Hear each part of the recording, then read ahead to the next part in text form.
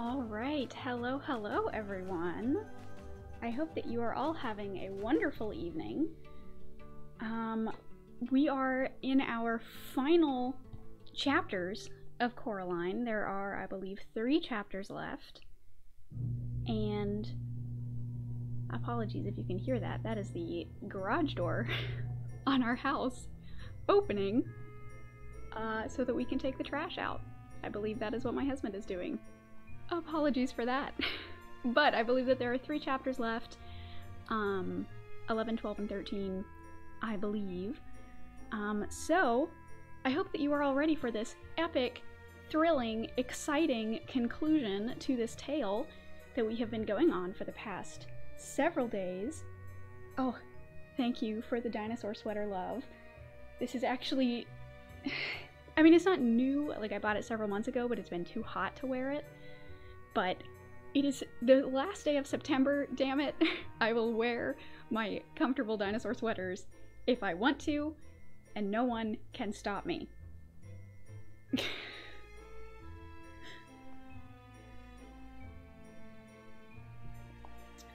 And I was able to fix the mic stand. I know it really doesn't look that different from how it was set up yesterday, but it is, I promise, even though you can't see it. But that has been solved, so hopefully all of the technical difficulties are out of the way. So, without further ado, I have cat hair all over my sweater. Let us begin with chapter 11. Well, actually, let's not. Because first, I forgot, we need to do a recap of where we were at, if some of you may have missed the last few days.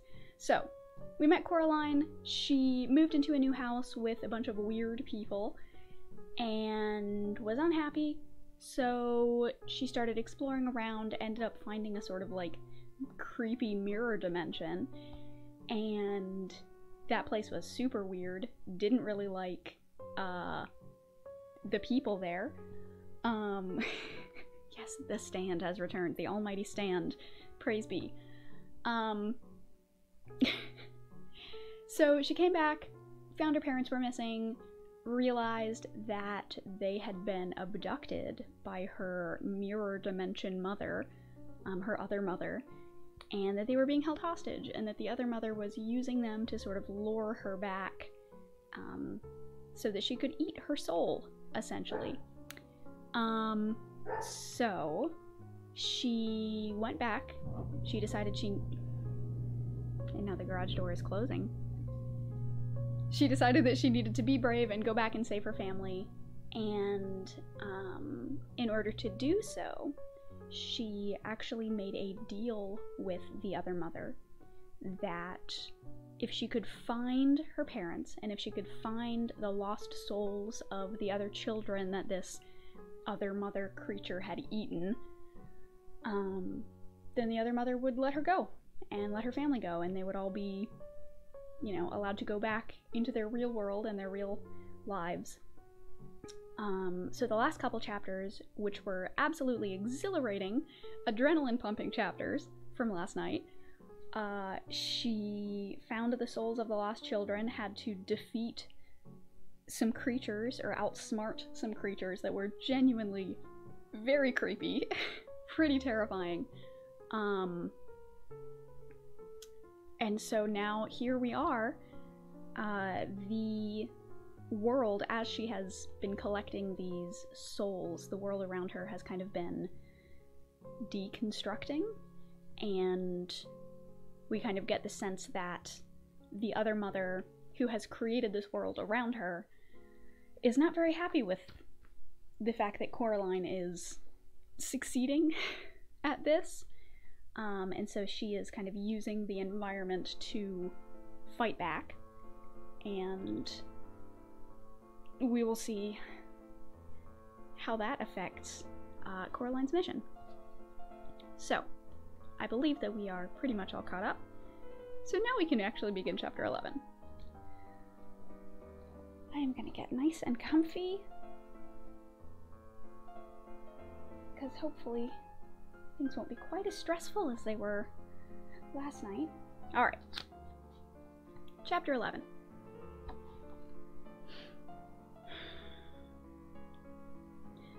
Once inside, in her flat, or rather in the flat that was not hers, Coraline was pleased to see that it had not transformed into the empty drawing room that the rest of the house seemed to have become. It had depth and shadows, and someone who stood in the shadows waiting for Coraline to return. "So you're back," said the other mother. She did not sound pleased. "And you brought vermin with you." "No," said Coraline. "I brought a friend." She could feel the cat stiffening under her hands, as if it were anxious to be away. Coraline wanted to hold on to it like a teddy bear, for reassurance, but she knew that cats hate to be squeezed, and she suspected that frightened cats were liable to bite and scratch if provoked in any way, even if they were on your side.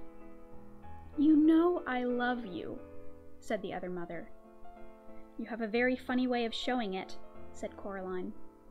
She walked down the hallway, then turned into the drawing room, steady step by steady step, pretending that she could not feel the other mother's blank black eyes on her back. Her grandmother's formal furniture was still there, and the painting on the wall of the strange fruit, but now the fruit in the painting had been eaten, and all that remained in the bowl was the browning core of an apple, several plum and peach stones, and the stem of what had formerly been a bunch of grapes. The lion-pawed table raked the carpet with its clawed wooden feet, as if it were impatient for something.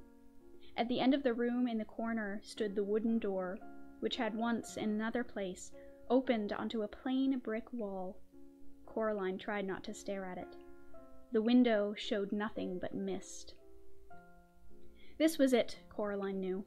The moment of truth, the unraveling time. The other mother had followed her in. Now she stood in the center of the room, between Coraline and the mantelpiece, and looked down at Coraline with black button eyes. It was funny, Coraline thought. The other mother did not look anything at all like her own mother. She wondered how she had ever been deceived into imagining a resemblance. The other mother was huge, her head almost brushed the ceiling, and very pale, the color of a spider's belly. Her hair writhed and twined about her head, and her teeth were sharp as knives. "Well," said the other mother sharply, "where are they?" Coraline leaned against an armchair, adjusted the cat with her left hand, put her right hand into her pocket, and pulled out the 3 glass marbles.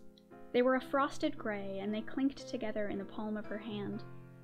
The other mother reached her white fingers for them, but Coraline slipped them back into her pocket. She knew it was true then. The other mother had no intention of letting her go or of keeping her word. It had been an entertainment and nothing more. "Hold on," she said. "We aren't finished yet, are we?"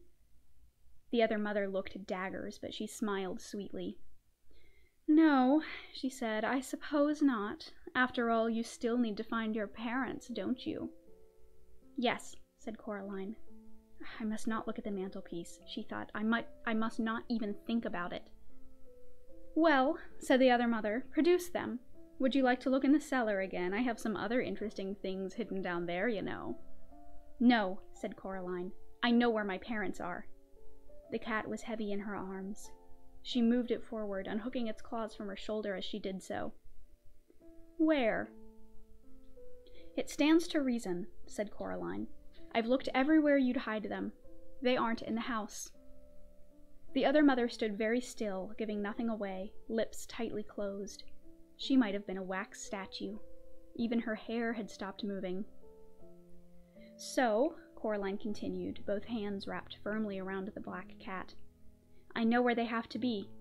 You've hidden them in the passageway between the houses, haven't you? They're behind that door." She nodded her head toward the door in the corner. The other mother remained statue still, but a hint of a smile crept back onto her face. "Oh, they are they?" "Why don't you open it?" said Coraline. "They'll be there all right." It was her only way home, she knew, but it all depended on the other mother's needing to gloat, needing not only to win, but to show she had won. The other mother reached her hand slowly into her apron pocket and produced the black iron key. The cat stirred uncomfortably in Coraline's arms, as if it waited to get down. Just stay there for a few moments longer, she thought at it, wondering if it could hear her. I'll get us both home. I said I would. I promise. She felt the cat relax ever so slightly in her arms. The other mother walked over to the door and pushed the key into the lock. She turned the key. Coraline heard the mechanism clunk heavily. She was already starting as quietly as she could, step by step, to back away toward the mantelpiece. The other mother pushed down on the door handle and pulled open the door, revealing a corridor behind it, dark and empty. There, she said, waving her hand at the corridor. The expression of delight on her face was a very bad thing to see.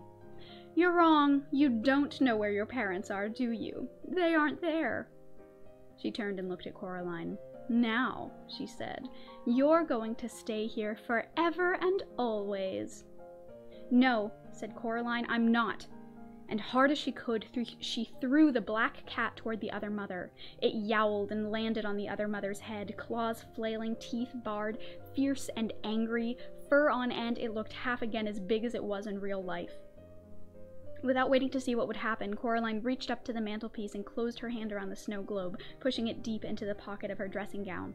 The cat made a deep, ululating yowl, and sank its teeth into the other mother's cheek. She was flailing at it. Blood ran from the cuts on her white face, not red blood, but a deep, tarry black stuff. Coraline ran for the door. She pulled the key out of the lock. Leave her! Come on! She shouted to the cat. It hissed and swiped its scalpel-sharp claws at the other mother's face in one wild rake, which left black ooze trickling from several gashes on the other mother's nose. Then it sprang toward Coraline. Quickly, she said. The cat ran toward her, and they both stepped into the dark corridor. It was colder in the corridor, like stepping down into a cellar on a warm day. The cat hesitated for a moment. Then, seeing the other mother was coming towards them, it ran toward Coraline and stopped by her legs. Coraline began to pull the door closed. It was heavier than she imagined a door could be, and pulling it closed was like trying to close a door against a high wind. And then she felt something from the other side starting to pull against it. Shut, she thought. Then she said out loud, Come on, please! And she felt the door begin to move, to pull closed, to give against the phantom wind. Suddenly, she was aware of other people in the corridor with her. She could not turn her head to look at them, but she knew them without having to look. Help me, please, she said, all of you. All the other people in the corridor, 3 children and 2 adults, were somehow too insubstantial to touch the door, but their hands closed about hers as she pulled on the big iron door handle, and suddenly she felt strong. Never let up, miss! Hold strong! Hold strong! Whispered a voice in her mind. Pull, girl, pull! Whispered another. And then a voice that sounded like her mother's, her own mother, her real, wonderful, maddening, infuriating, glorious mother just said, Well done, Coraline. And that was enough. The door started to slip closed, easily as anything. No! Screamed a voice from beyond the door, and it no longer even sounded faintly human. Something snatched at Coraline, reaching through the closing gap between the door and the doorpost. Coraline jerked her head out of the way, but the door began to open once more. We're going home, said Coraline. We are. Help me. She ducked the snatching fingers. They moved through her, then ghost hands lent her the strength that she no longer possessed. There was a final moment of resistance, as if something were caught in the door, and then, with a crash, the wooden door banged to close. Something dropped from Coraline's head height to the floor. It landed with a sort of scuttling thump. Come on, said the cat. This is not a good place to be in, quickly. Coraline turned her back on the door and began to run, as fast as was practical, through the dark corridor, running her hand along the wall to make sure she didn't bump into anything or get turned around in the darkness. It was an uphill run, and it seemed to her that it went on for a longer distance than anything could possibly go. The wall she was touching felt warm and yielding now, and she realized it felt as if it were covered in a fine downy fur. It moved as if it were taking a breath. She snatched her hand away from it. Winds howled in the dark. She was scared she would bump into something, and she put out her hand for the wall once more. This time, what she felt was hot and wet, as if she had put her hand in somebody's mouth, and she put it back with a small wail. Her eyes had adjusted to the dark. She could half see, as faintly glowing patches ahead of her, 2 adults and 3 children. She could hear the cat, too, padding in the dark in front of her. And there was something else which suddenly scuttled between her feet, nearly sending Coraline flying. She caught herself before she went down, using her own momentum to keep moving. She knew that if she fell in that corridor, she might never get up again. Whatever that corridor was older by far than the other mother. It was deep and slow, and it knew that she was there. Then daylight appeared, and she ran toward it, puffing and wheezing. "Almost there," she called encouragingly. But in the light, she discovered that the wraiths had gone, and she was alone. She did not have time to wonder what had happened to them. Panting for breath, she staggered through the door and slammed it behind her with the loudest, most satisfying bang you can imagine. Coraline locked the door with a key and put the key back into her pocket. The black cat was huddled in the farthest corner of the room, the pink tip of its tongue showing, its eyes wide. Coraline went over to it and crouched down beside it. "I'm sorry," she said. "I'm sorry I threw you at her, but it was the only way to distract her enough to get us all out. She would never have kept her word, would she?" The cat looked up at her, then rested its head on her hand, licking her fingers with its sandpapery tongue. It began to purr. "Then we're friends?" said Coraline. She sat down on one of her grandmother's uncomfortable armchairs, and the cat sprang up into her lap and made itself comfortable. The light that came through the picture window was daylight, real golden late afternoon daylight, not a white mist light. The sky was a robin's egg blue, and Coraline could see trees, and beyond the trees green hills, which faded on the horizon into purples and grays. The sky had never seemed so sky, and the world had never seemed so world. Coraline stared at the leaves on the trees, and the patterns of light and shadow on the cracked bark of the trunk of the beech tree outside the window. Then she looked down at her lap, at the way that the rich sunlight brushed every hair on the cat's head, turning each white whisker to gold. Nothing, she thought, had ever been so interesting. And, caught up in the interestingness of the world, Coraline barely noticed that she had wriggled down and curled cat-like on her grandmother's uncomfortable armchair, nor did she notice when she fell into a deep and dreamless sleep.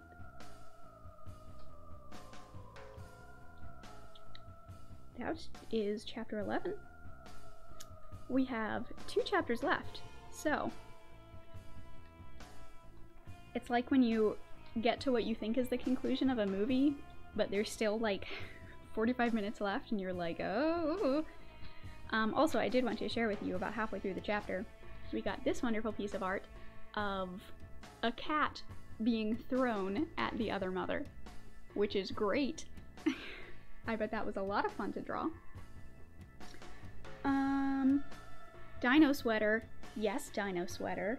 Only the finest dinos for this finale of the book. Oh, and my hair is falling out. Kids, don't use cats as projectile weapons. Correct. Cats are never happy to be used as projectile weapons. I feel like there's a Monty Python skit here somewhere, but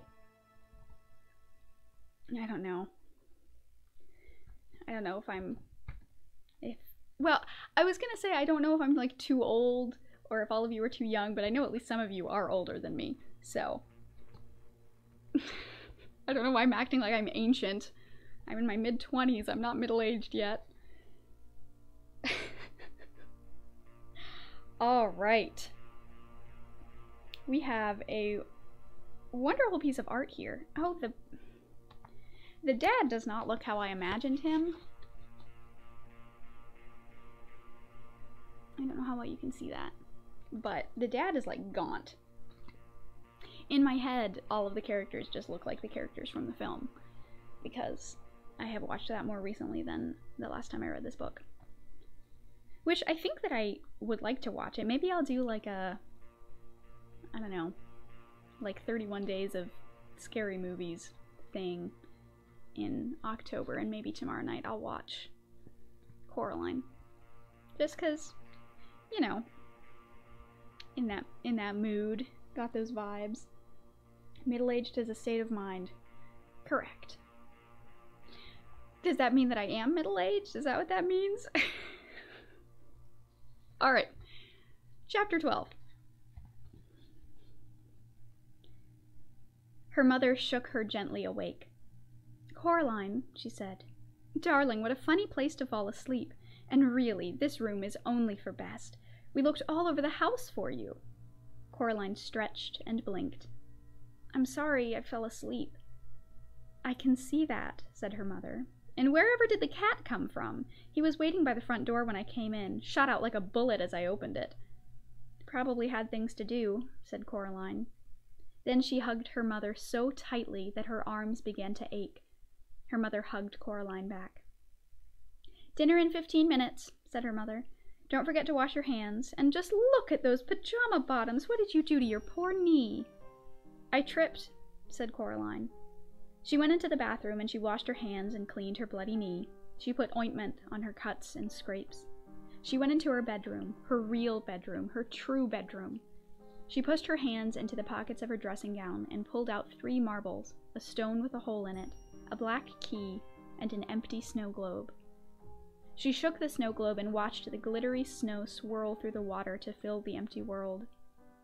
She put it down and watched the snow fall, covering the place where the little couple had once stood. Coraline took a piece of string from her toy box, and she strung the black key on the string. Then she knotted the string and hung it around her neck. There, she said. She put on some clothes and hid the key under her t-shirt. It was cold against her skin. The stone went into her pocket. Coraline walked down the hallway to her father's study. He had his back to her, but she knew just on seeing him that his eyes, when he turned around, would be her father's kind, gray eyes. And she crept over to him and kissed him on the back of his balding head. Hello, Coraline, he said. Then he looked around and smiled at her. What was that for? Nothing, said Coraline. I just miss you sometimes, that's all. Oh, good, he said. He put the computer to sleep, stood up, and then, for no reason at all, he picked Coraline up, which he had not done for such a long time, not since he had started pointing out to her she was much too old to be carried, and he carried her into the kitchen. Dinner that night was pizza, and even though it was homemade by her father, so the crust was alternately thick and doughy and raw, or too thin and burnt, and even though he had put slices of green pepper on it, along with little meatballs, and, of all things, pineapple chunks, Coraline ate the entire slice she had been given. Well, she ate everything except for the pineapple chunks. And soon enough, it was bedtime. Coraline kept the key around her neck, but she put the gray marbles beneath the pillow, and in bed that night, Coraline dreamed a dream. She was at a picnic under an old oak tree in a green meadow.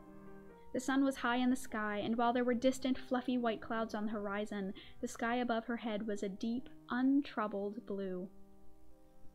There was a white linen cloth laid out on the grass, with bowls piled high with food. She could see salads and sandwiches, nuts and fruit, jugs of lemonade and water, and thick chocolate milk. Coraline sat on one side of the tablecloth while 3 other children took a side each. They were dressed in the oddest clothes.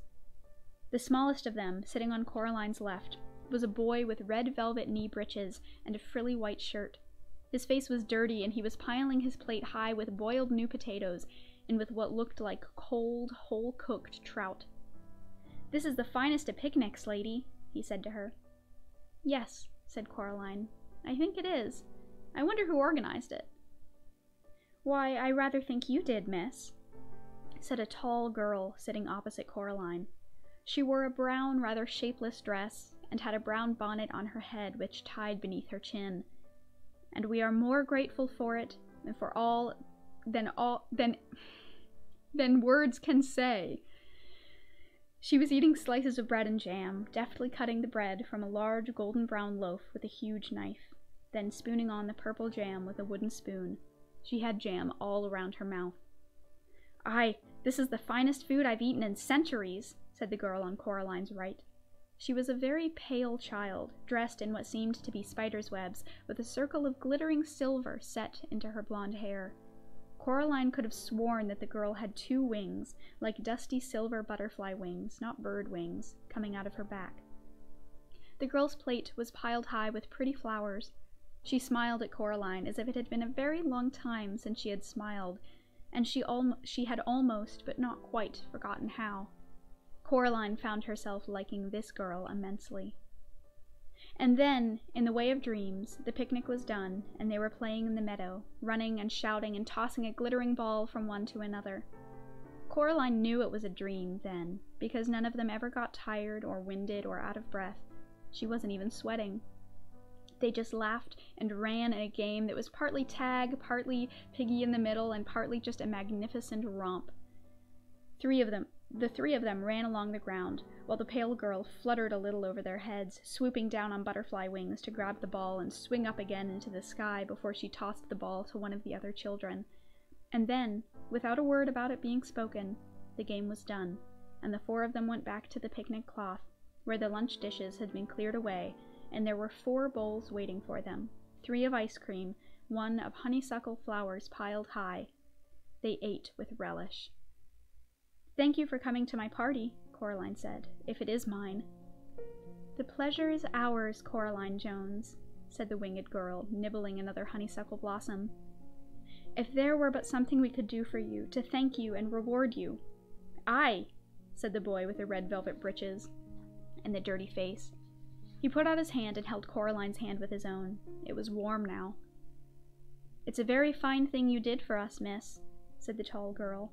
She now had a smear of chocolate ice cream all around her lips. "I'm just pleased it's over," said Coraline. Was it her imagination, or did a shadow cross the faces of the other children at the picnic?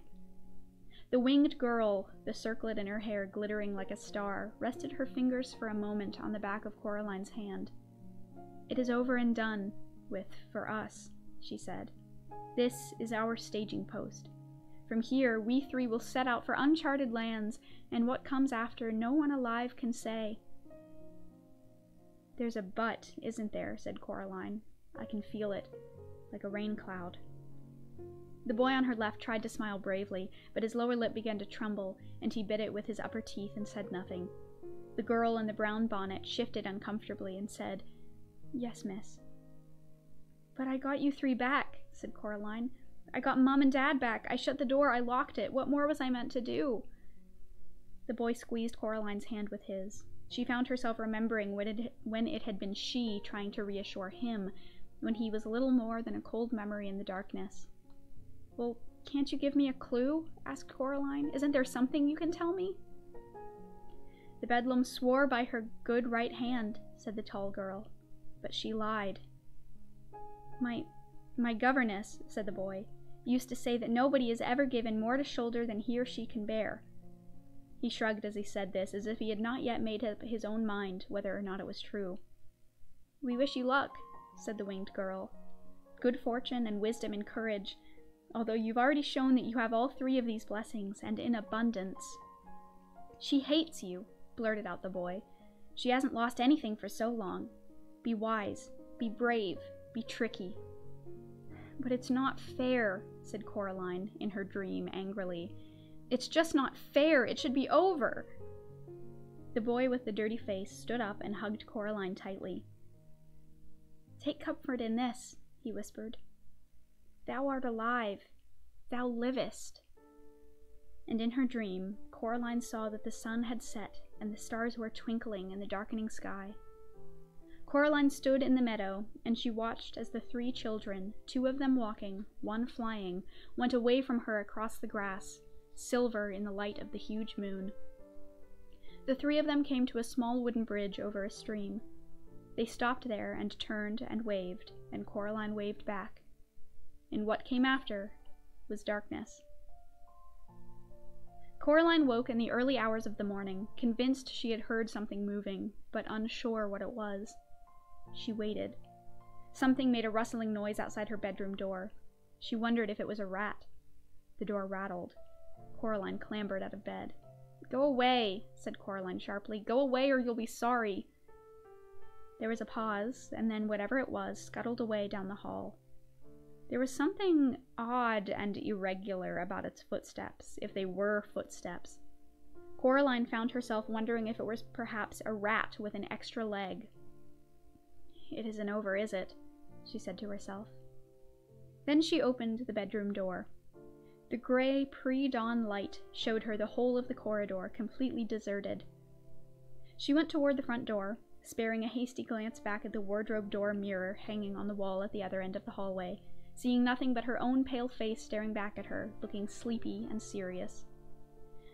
Gentle, reassuring snores came from her parents' room, but the door was closed. All the doors off the corridor were closed. Whatever the scuttling thing was, it had to be here somewhere. Coraline opened the front door and looked at the gray sky. She wondered how long it would be until the sun came up, wondered whether her dream had been a true thing, while knowing in her heart that it had been.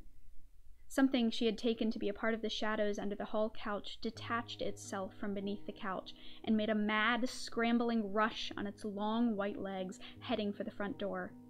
Coraline's mouth dropped open in horror, and she stepped out of the way as the thing clicked and scuttled past her and out of the house, running crab-like on its too many tapping, clicking, scurrying feet. She knew what it was, and she knew what it was after. She had seen it too many times in the last few days, reaching and clutching and snatching and popping black beetles obediently into the other mother's mouth, 5-footed, crimson-nailed, the color of bone. It was the other mother's right hand, and it wanted the black key. I'm just going to go straight on to chapter 13. Coraline's parents never seemed to remember anything about their time in the snow globe. At least, they never said anything about it, and Coraline never mentioned it to them. Sometimes she wondered whether they had ever noticed that they lost 2 days in the real world, and came to the eventual conclusion that they had not. Then again, there are some people who keep track of every day and every hour, and there are people who don't, and Coraline's parents were solidly in the second camp. Coraline had placed the marbles beneath her pillow before she went to sleep that first night home in her own room once more. She went back to bed after she saw the other mother's hand, although there was not much time left for sleeping, and she rested her head back on the pillow. Something scrunched gently as she did. She sat up and lifted the pillow. The fragments of the glass marbles that she saw looked like the remains of eggshells one finds beneath trees in springtime, like empty, broken robin's eggs, or even more delicate, wren's eggs, perhaps. Whatever had been inside the glass spheres had gone. Coraline thought of the 3 children waving goodbye to her in the moonlight, waving before they crossed that silver stream. She gathered up the eggshell-thin fragments with care and placed them in a small blue box, which had once held a bracelet that her grandmother had given her when she was a little girl. The bracelet was long lost, but the box remained. Miss Spink and Miss Forcible came back from visiting Miss Spink's niece, and Coraline went down to their flat for tea. It was Monday. On Wednesday, Coraline would go back to school. A whole new school year would begin. Miss Forcible insisted on reading Coraline's tea leaves. "Well, it looks like everything's mostly ship-shape in Bristol fashion, lovey," said Miss Forcible. "Sorry," said Coraline. "Everything is coming up roses," said Miss Forcible. "Well, almost everything. I'm not sure what that is." She pointed to a clump of tea leaves sticking to the side of the cup. Miss Spink tutted and reached for the cup. "Honestly, Miriam, give it over here. Let me see." She blinked through her thick spectacles. "Oh dear, no, I have no idea what that signifies. It looks almost like a hand." Coraline looked. The clump of tea leaves did look a little like a hand reaching for something. Hamish, the Scotty dog, was hiding under Miss Forcible's chair, and he wouldn't come out. I think he was in some sort of fight," said Miss Spink. "He has a deep gash in his side, poor dear. We'll take him to the vet later this afternoon. I wish I knew what could have done it."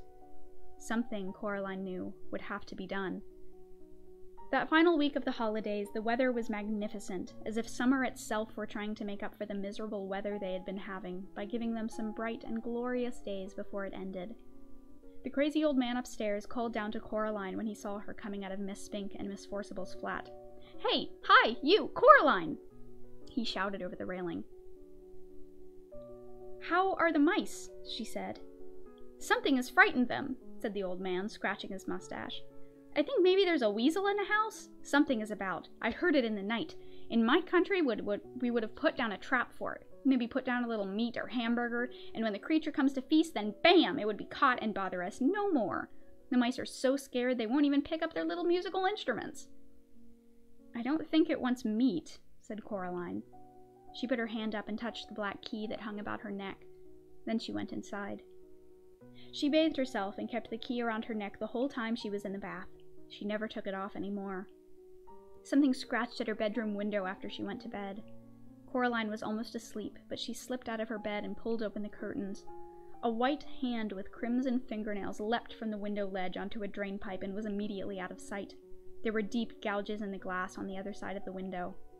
Coraline slept uneasily that night, waking from time to time to plot and plan and ponder, then falling back into sleep, never quite certain where her pondering ended and the dream began. One ear always open for the sound of something scratching at her window pane or at her bedroom door. In the morning, Coraline said to her mother, I'm going to have a picnic with my dolls today. Can I borrow a sheet? An old one you don't need anymore, as a tablecloth? Oh, I don't think we have one of those, said her mother. She opened up the kitchen drawer that held the napkins and tablecloths and prodded about in it. Hold on, will this do? It was a folded-up, disposable paper tablecloth covered with red flowers, left over from some picnic they'd been on several years before. That's perfect, said Coraline. I didn't think you played with your dolls anymore, said Mrs. Jones. I don't, admitted Coraline. They're protective coloration. Well, be back in time for lunch, said her mother. Have a good time. Coraline filled a cardboard box with dolls and with several plastic dolls' teacups. She filled a jug with water. Then she went outside. She walked down to the road just as if she were going to the shops.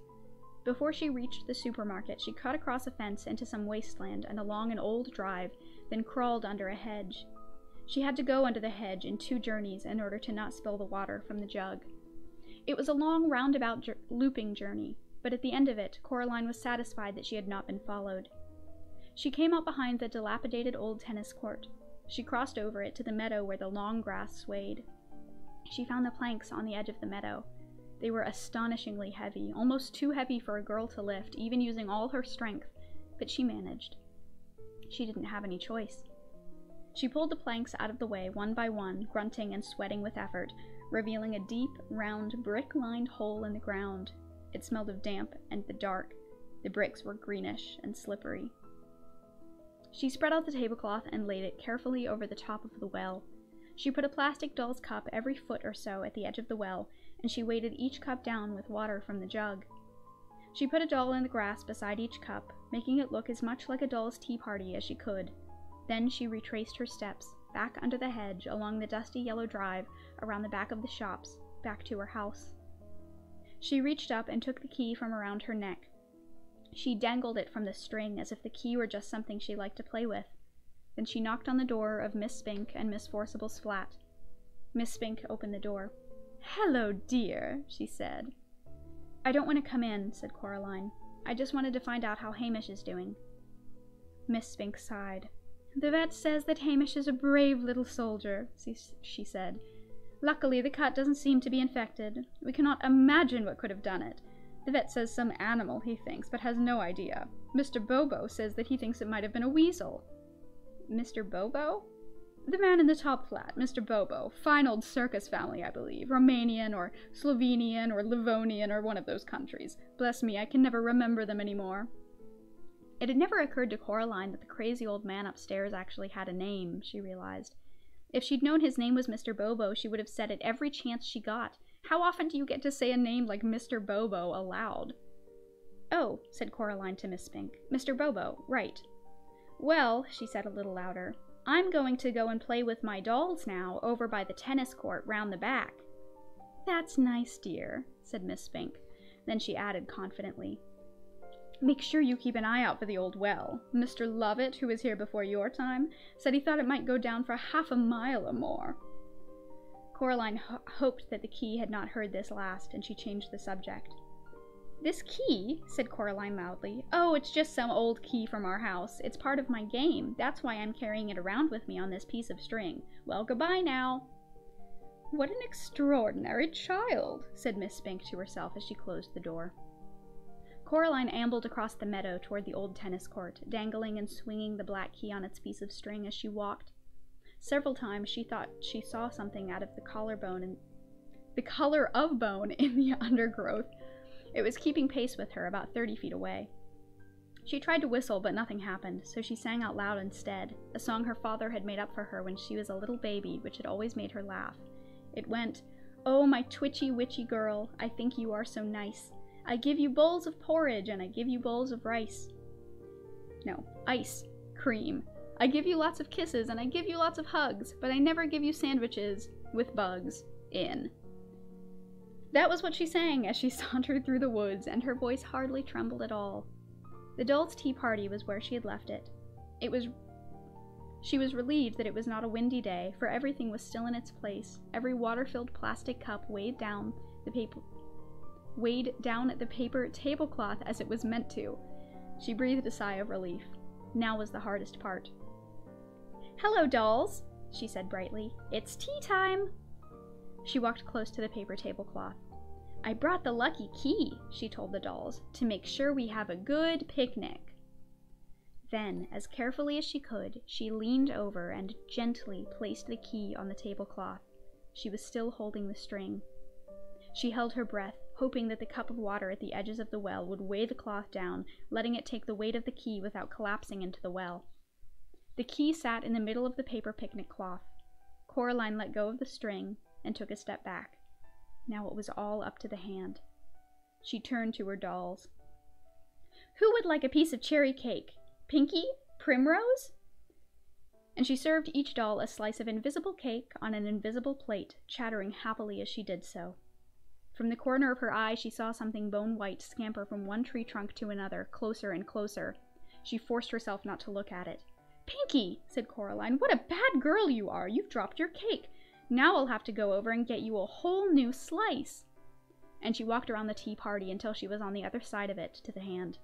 She pretended to clean up the spilled cake and to get Pinky another piece. And then, in a skittering, chittering rush, it came. The hand, running high on its fingertips, scrambled through the tall grass and up onto a tree stump. It stood there for a moment, like a crab tasting the air, and then it made one triumphant, nail-clacking leap onto the center of the paper tablecloth. Time slowed for Coraline. The white fingers closed around the black key, and then the weight and momentum of the hand sent the plastic doll's cup flying, and the paper tablecloths and the key and the other mother's right hand went tumbling down into the darkness of the well. Coraline counted slowly under her breath. She got up to 40 before she heard a muffled splash coming from a long way down. Someone had once told her that if you look up at the sky from the bottom of a mine shaft, even in the brightest daylight, you see a night sky and stars. Coraline wondered if the hand could see stars from where it was. She hauled the heavy planks back onto the well, covering it as carefully as she could. She didn't want anything to fall in. She didn't want anything to ever get out. Then she put her dolls and the cups back in the cardboard box she had carried them out in.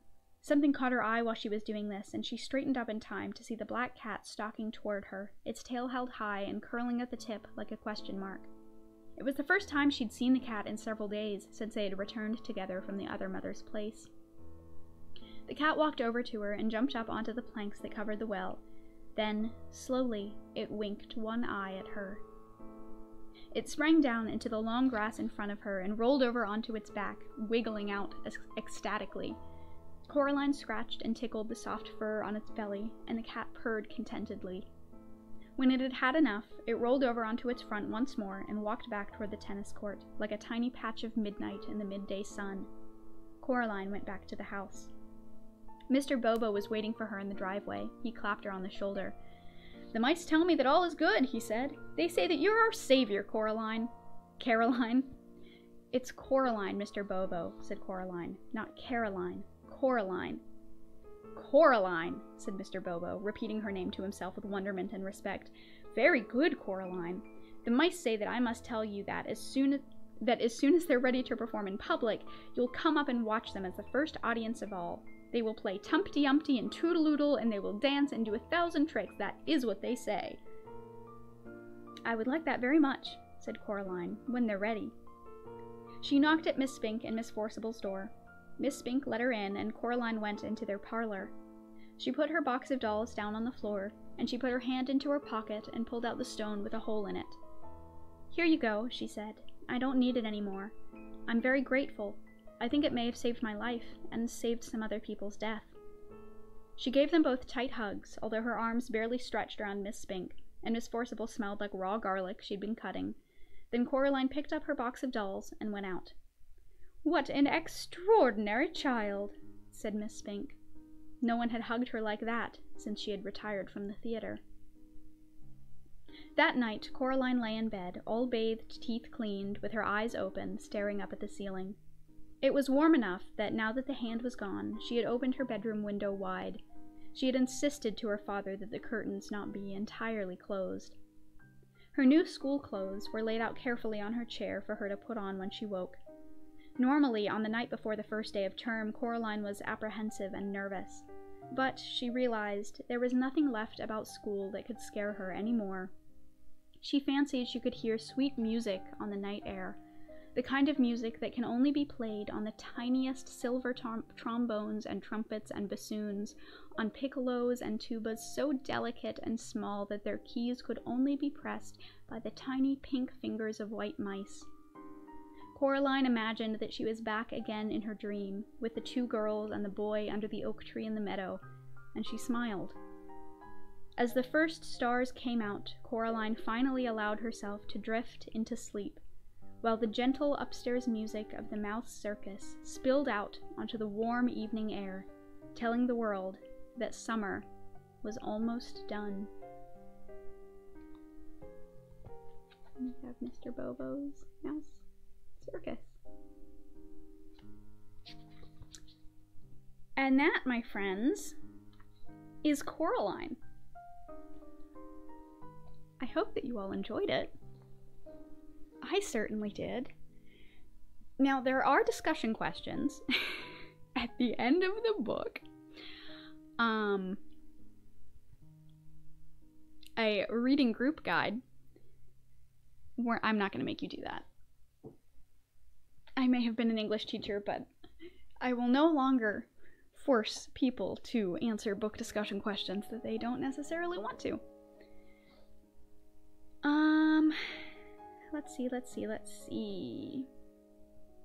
There are ways to weaponize your cat without hurting them. Yes. I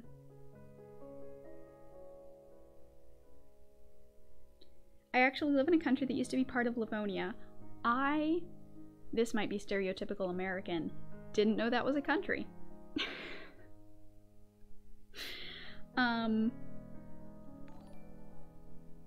Great book, such a tense ending.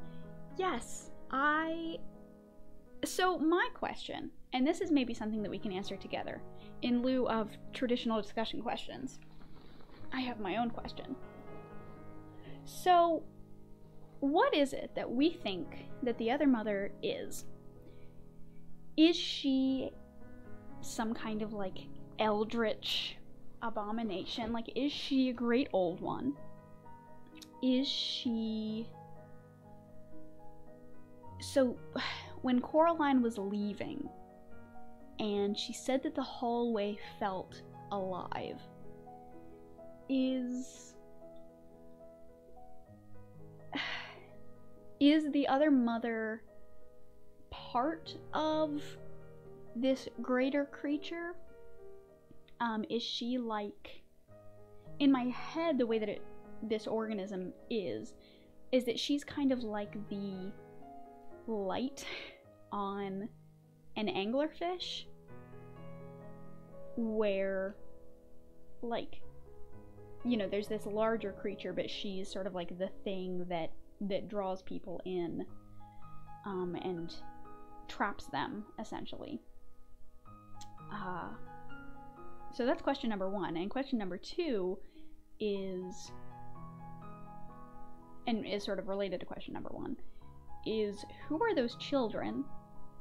I mean, obviously, like, the two of them are normal kids just from old history, but the, like, angel child, that makes me think that maybe this creature is like some kind of great old one, some kind of like, I mean, obviously not like actually of the Lovecraft mythos, but some sort of like elder being that has been around forever and is older than, you know, the earth, and exists in some sort of like outside of our reality, and that's how it had access to some of these like spiritual, or, you know, these beings that aren't necessarily human or related to humans.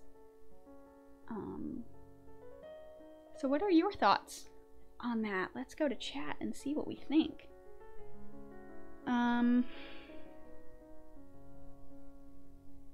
If we just end every sentence with Coraline and then talk about something else, does that count as discussion?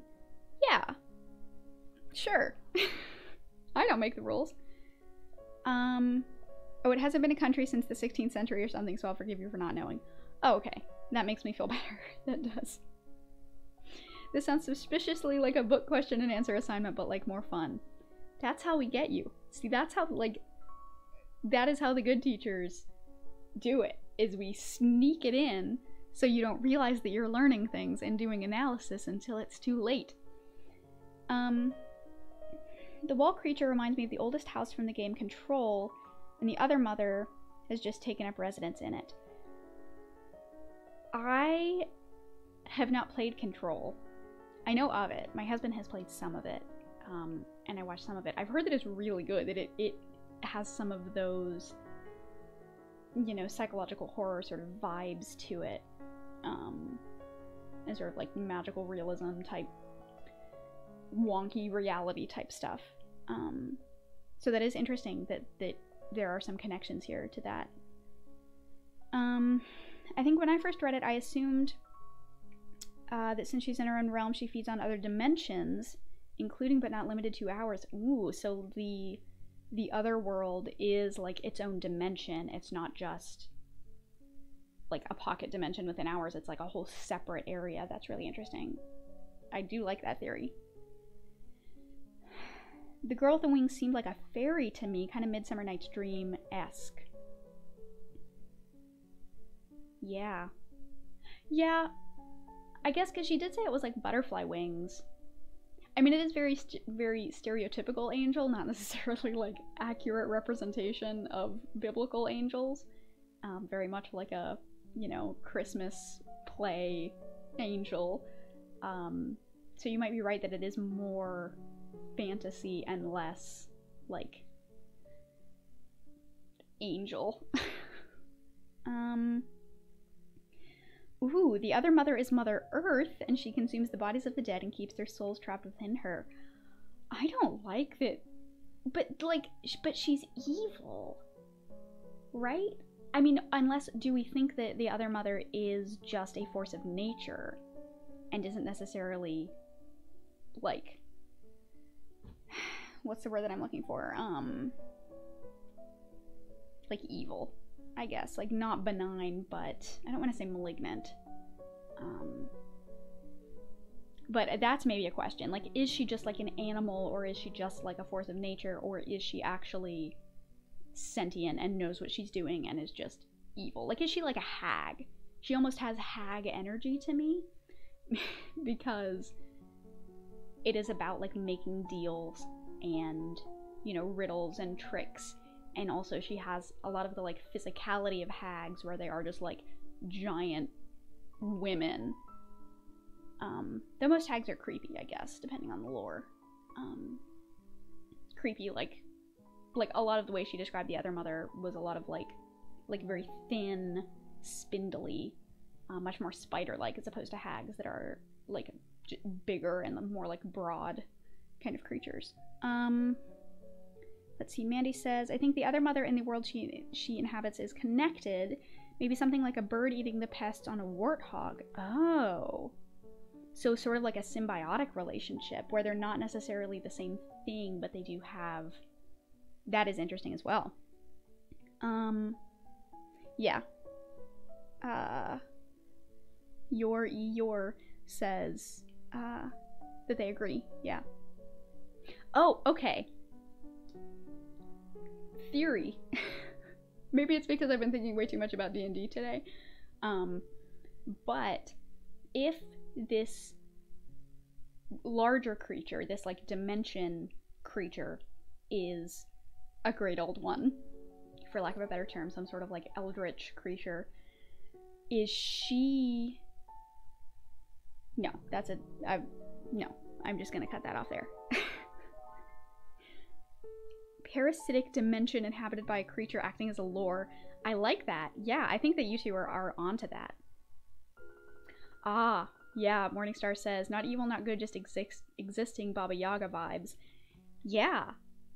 So we're thinking that it is sort of like a neutral, heavy air quotes, neutral, doing a lot of work,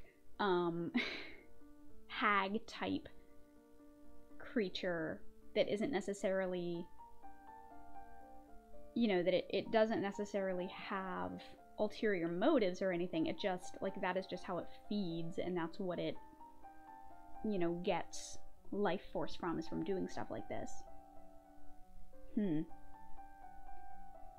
I'd also like to mention the hallway reminds me of my favorite book, House of Leaves. Which is very similar, yeah. Yep, the idea of the house has endless rooms and just unknowable things, and I love it. Yeah, love those vibes. That is... Yeah. Yeah, now that you mention it, the connections between...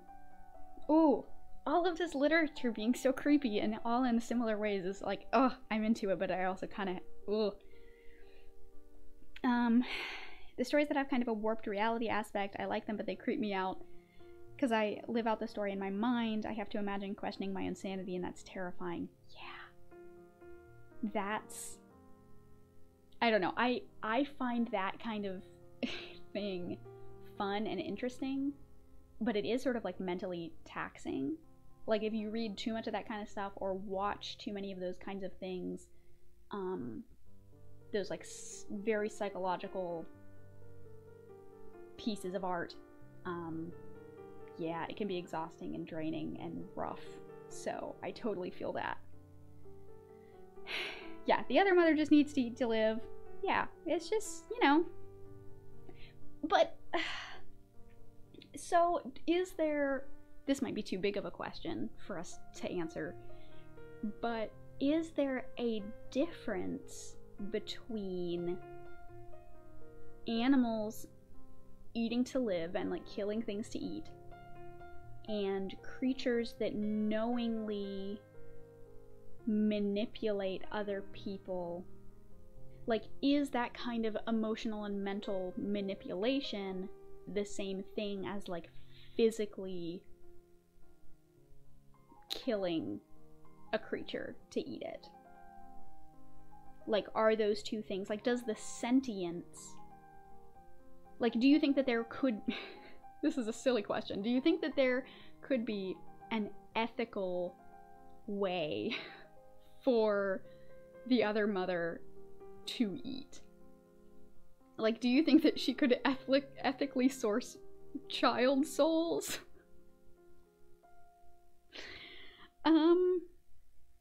I could talk for hours about House of Leaves. I love the horror in it so much.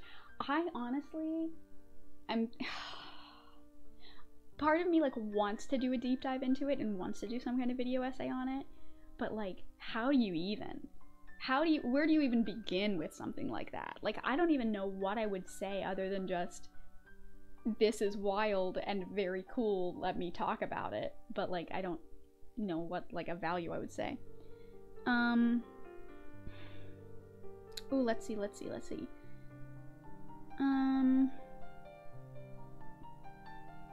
Just having to survive on the terms of their environment like any other predator, human ones accepted of course, but the nature in which it exists is Lovecraftianly incomprehensible to us. That's their headcanon.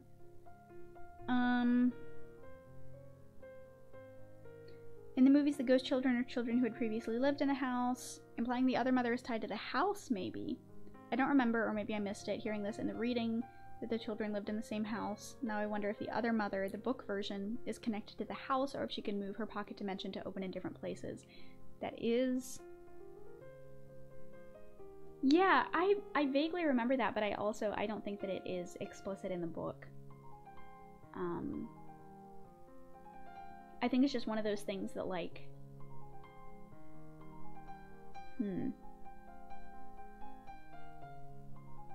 I think maybe it is tied to the house, because yeah, well, because the corridor is tied to the house. But I wonder if she could open that corridor in any house that has an extra room, you know? Like, I wonder if it's just sort of like in Howl's Moving Castle, where, you know, he has that door that you can, like, turn the knob and it opens into, like, alternate parts of the world. But the house is just in shells of other houses. So I wonder if it's like that, where it's like, you know, there are these places where she could place her corridor in other people's houses, and this was just the one that she happened to be attached to at the moment. She could put out a Craigslist ad to get consensual meals, I guess. Does that... Zoe B endorses eating children. Hashtag cancelled. Yep. Zoe's modest proposal. That's me. No, I'm not saying that we should. I'm questioning if it is possible, theoretically, totally hypothetically, in this universe of Coraline, could the other mother ethically source her food? Or, I mean, alternately, like, Twilight, you know, they're vegetarians, so they only drink the blood of animals. Right? I think that's what it is, or they get it from, like, blood banks or something, I don't remember. Could she do that? Like, is there something that could replace the children that she could still get sustenance from? Oh, I need to move the cat, it's right there. Is there something that she could get sustenance from that isn't children? Is maybe the question. Comes down to the creature's internal perspective. Since you made the comparison with anglerfish, I wouldn't call them evil. I'm really just playing devil's advocate. That's good, though. I mean, with things like this, I feel like it's good to have that kind of... What's the word that I'm looking for? It's late. My brain isn't working. Just like opposing opinions, I guess, is the word that I'm looking for. Debate? That's not the word. You know what I'm trying to say. It's good to have those things. If their internal perspective or sense of self, I'd imagine is incongruent with anything human-related, then the answer would be no. Otherwise, I'd imagine it's not possible. Evil is only a meaningful term if the person you're applying it to has the capacity to make choices within the moral framework you're applying. Otherwise, you end up in territory where inanimate objects can be considered evil. What a wonderful statement. What an interesting way of phrasing that. Is that something that you just, like, came up with on your own, or... That sounds really condescending. I just mean, like, is that quoted from elsewhere, or did you just phrase it like that? Just because that's because I really like that. I like the way that you phrase that a lot. So he's just asking questions about snacking on children. Guys, children are wonderful! I know you're teasing, but I feel like I have to. Science needs to get working on artificial vat-grown souls. Yeah, right? If she's this old being, presumably she's also much more intelligent, so maybe she sees us like we see bugs out of ignorance. We usually don't feel bad. Do you think that's why she ate the bugs in that scene earlier where she was sitting on the couch snacking on the beetles? Do you think that that's what Neil Gaiman was trying to tell us? That, like, we're just bugs to her? Or it could have just been him saying, hey, look, she's creepy. But, you know, I don't want to fall into that English teacher trap of, you know, looking too far into things that don't necessarily need to be looked that far into. But, interesting to think about. Imagine a Jurassic Park style of amusement park, but with Lovecraftian monsters like the other mother.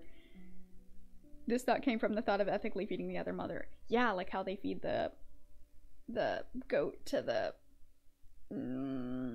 T-Rex? T-Rex is the T-Rex. Not a quote, I just wrote it and thank you. Yeah, that's, the way that you phrase that just like worked perfectly with how my brain thinks about things, and I really like that. I love children, but I can never eat a whole one. I feel like reading some of these is gonna get me in trouble. I thought it was part of the spider thing. Oh yeah, it could have also been that. Because there was a lot of that spider imagery with a lot of that. I mean, it could be both, too. You know, she sees us like bugs because she is a spider and spiders eat bugs. I don't know. Now, the more that I say it, the sillier I sound. Beetle souls are like appetizers. Children are the main course. Yeah, just more leftovers. Oh, I never said Jurassic Park was ethical in their feeding. Also just remembered she can eat bugs. Problem solved. Yeah, well, yeah, maybe bugs are like potato chips. Like, we can eat potato chips, but we couldn't necessarily survive for very long eating just potato chips. As much as I would love to. Potato chips are like my... I don't want to say guilty pleasure because there is no guilt. There should be no guilt associated with food. Guilt is not, you know, eat what your body needs and wants, and don't feel bad about it. But potato chips are the thing that I always crave. Like, a lot of people have a sweet tooth. I don't really care about sweets. For me, it's that like crunchy, salty, fatty, like chips and pretzels and crackers and meat snacks like jerky and Slim Jims and things like that. That's like, that is my thing. Which is great because my husband has like a huge sweet tooth, but he doesn't really care about the salty crunchy, so like we even each other out. We complete each other. We get snacks and we don't eat the other snacks. I think it would be the otherness of intelligence rather than one being clearly smarter than the other, kind of like octopuses are with some of the more intelligent animals. Oh, are some of the most intelligent animals we know, but in a, to us, very alien way. Coraline was able to outsmart the other mother after all. So it's not necessarily that she's like this, you know, hyper-intelligent being, or this really, you know, a difference of intelligence. It's just that it's just a difference of... yeah, it is just like alien. That's interesting. I like that. If she needs to kill 10,000 bugs to get the same nutrition as eating one child, isn't she doing more harm by eating the bugs? You know, that is a question. That maybe, you know, it's an issue as far as like the ecosystem. You don't want to totally ruin the ecosystem. You know, if it's destroying the ecosystem or eating a couple of kids every few centuries, you know. I feel like this is the trolley problem. Right? Bugs are like potato chips. There are chips made of crickets. I haven't tried them. Yeah, I have not eaten... I've heard that crickets... Is it crickets or grasshoppers? I've heard one of them tastes like peanut butter. But I've never actually eaten them. I don't know. I don't really... Because I like bugs a lot. Like, I find bugs really charming. I just really love bugs. So I don't eat bugs. Not because I don't have any sort of, like, moral or... Like, I'm not, like, grossed out by it or anything. It's just... I've never been interested in that sort of, like, novelty. Because, at least in the US, in a lot of places, it is, like, a novelty. Whereas, like, if I went to, you know, another country where bugs are more incorporated into dishes, I'd probably give it a shot. But here, it's just not something that... They're not prepared in ways that I would be interested in eating them. For me, it's the crunchy, salty, fatty meat snacks. So children. Maybe I am the other mother. Sounds like the other mother needs to eat less, not more. It reminds me of something. Oh, I wonder if there's like a video essay that talks about that philosophy of dieting, destroying the ecosystem would kill more children. Grasshopper flower tastes minty. That's fascinating. That's very cool. Ooh, we'll kill so many kids. That's, yeah, too real. I mean, that is something that needs to be focused on and dealt with, and yes. But without being a killjoy, we can I'll take a hard pass on the crickets. I used to sell them when I worked retail. I could talk customers into buying barbecue flavored bugs. Gross. I mean, that is a cool job. That does sound cool. I feel like Ocean at the End of the Lane is set in the same world as Coraline. The other mother is just one of those kinds of entities. I've never read or watched or listened to. I'm not sure what the medium is of Ocean at the End of the Lane, but it sounds interesting, and if it's like this, I'm into it, and I feel like I need to check it out. I probably would have tried it if I got the opportunity, but for now I'm vegetarian, so too late for me. Yeah, listen, I'm attempting to go vegetarian. I'm still not perfect. You know, there are times where I slip up or, you know, but I have decreased my meat consumption, and it is definitely less than it was, and I am attempting to go 100%, but I feel like as far as any sort of dietary changes that you make, which again, I'm not a dietitian, I'm not a nutritionist, I'm not a doctor, that out of the way, I feel like any dietary changes you make should be done relatively gradually, because bodies don't like drastic changes immediately. So I'm not letting myself feel guilty for not being perfect. I'm just trying to do better than I did yesterday, and that is my motto for every day. Pescatarian says, needing to devour souls implies extracting some kind of energy from them. Where does the energy go? Is there a second law of thermodynamic equivalent to soul energy? Are the souls destroyed or transformed? Is there soul poop? Oh, okay. Soot Feet. I know that you're saying that Ocean at the End of the Lane is a book by Gaiman, but I like to think that Pescatary's questions are the title of the book by Gaiman. Because that's how I just read it, and it was very funny in my head. So there was a... What film is it? I think it's a film and not a TV show, but I don't remember. What film is it where they're like listing out all of the... Oh, it's Breaking Bad. It's Breaking Bad. In the flashbacks to when he's like an actual scientist before he was a science teacher, he's like going through all of the elements in the human body and their weights. And apparently there's some like teeny tiny little amount of mass that cannot be accounted for as far as like the elemental composition of our bodies. And he says like, oh, this tiny little bit of mass must be the soul. Right? I feel like I'm making that up, but I think that's a thing that happens. That's my answer to your question, Pescatarian. When I was a kid, I did see teachers as scary monsters, TBH. I still kind of do. Is There Soul Poop by Neil Gaiman? I like that.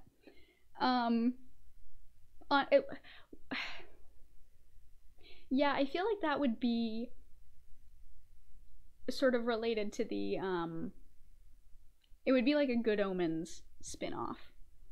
Is There Soul Poop?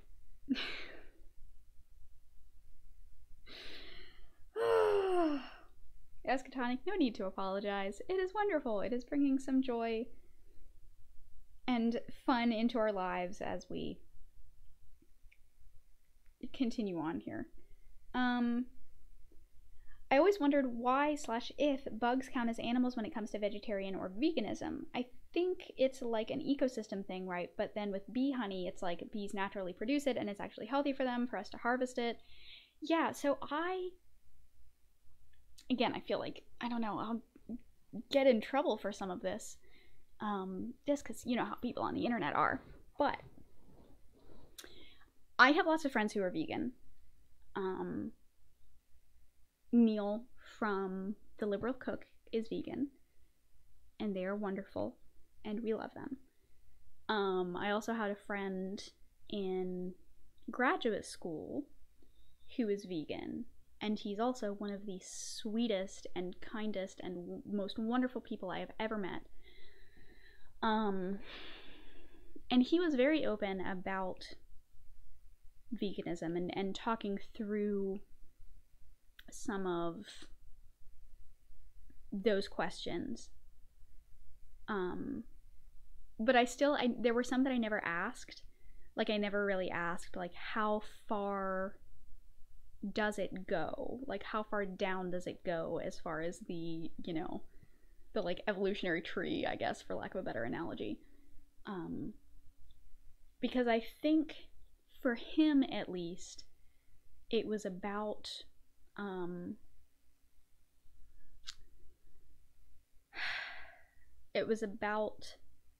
like, allowing animals sort of like a level of,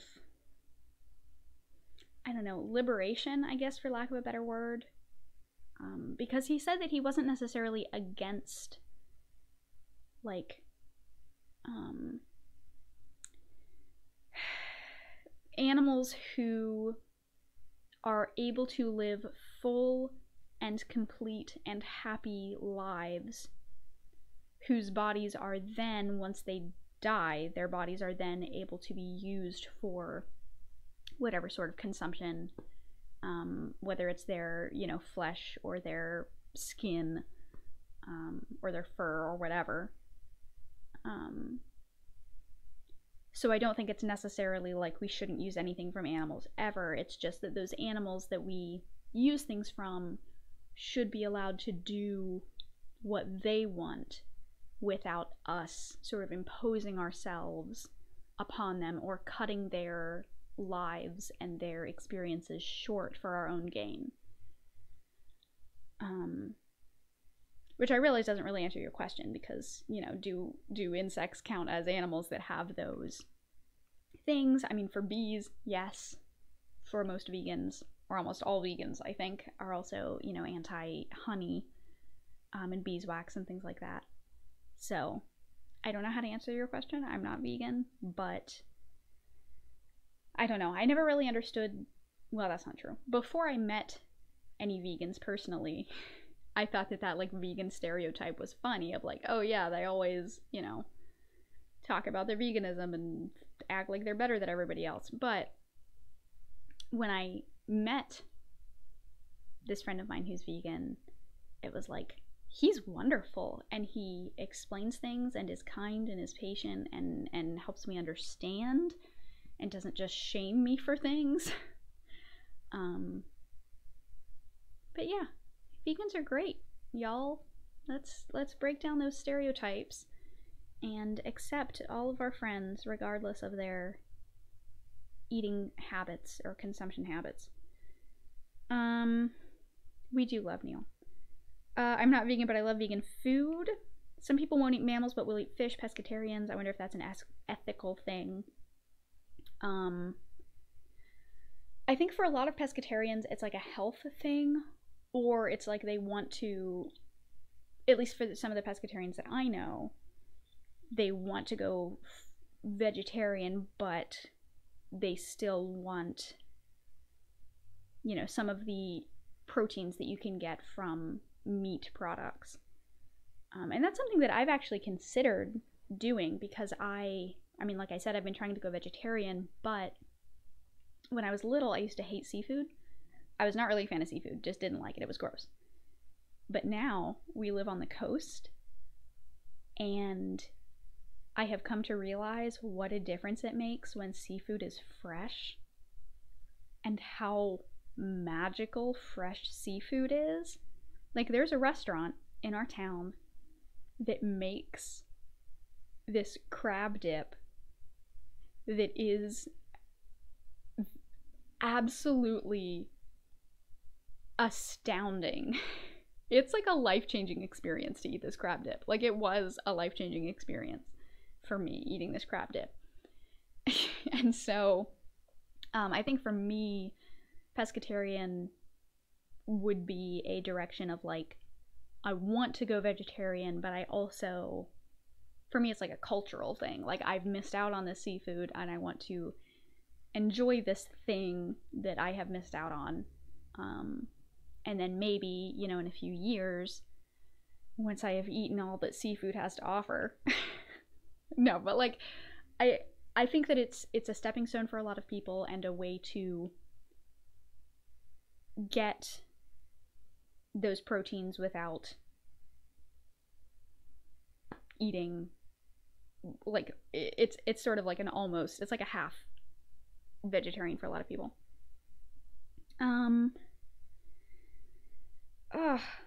I am missing all of the spooky scary button eyes. Oh, hello, Harker. Good to see you here. Yeah, some vegans and vegetarians are extremely judgmental and kind of use it as a way to feel morally superior. Yeah, and something that I think is an issue with a lot of vegans, the vegans that I know personally have brought this up, is that they will still continue to eat and consume products that are made with like unethical human labor, and that has really awful effects on actual human populations. Like, oh shoot, what is the agave nectar, which is a like honey substitute, is not good the way that it's sourced, and it has some pretty shitty effects on people in South American countries where it's produced. So it's like, don't buy agave, but, you know, and then you get to the question of like, how do you value animals' lives and the lives of bees with human lives, and like, can you even make that call? And, you know, these are all of the questions that you have to ask and confront when you are choosing these sort of lifestyles. And, you know, I'm not going to condemn anybody for making their choices that they make, but it is something that you have to consider for that kind of thing. Hi Zoe, have you ever read Rebecca Harding Davis? She was a West Virginia native who wrote about the horrible working conditions during the Industrial Revolution. And there's a sign she read Marx. Oh, I got your Twitter message and I just haven't responded to it yet because I've been wildly busy. But I did read it and I saw it. And I have been meaning to respond, so now you get a live response. I have not heard of her, but I am really interested in that kind of stuff, and the labor movement in West Virginia is like a really big deal and really important, and it is something that I would love to talk about. So, short answer, yes. Okay. What motivates you to be a pescatarian? Oh, that's not to me. Let's see. Carbon emissions caused by consumption a lot. Yeah, cutting out meat reduces a lot of demand for carbon producing. That is true. Never eat seafood in a landlocked state. Yeah, that's what I've heard.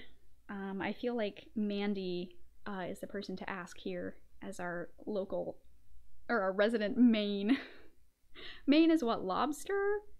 What, lobster is the main thing? A true vegan is more than a diet, it's a lifestyle. That's true.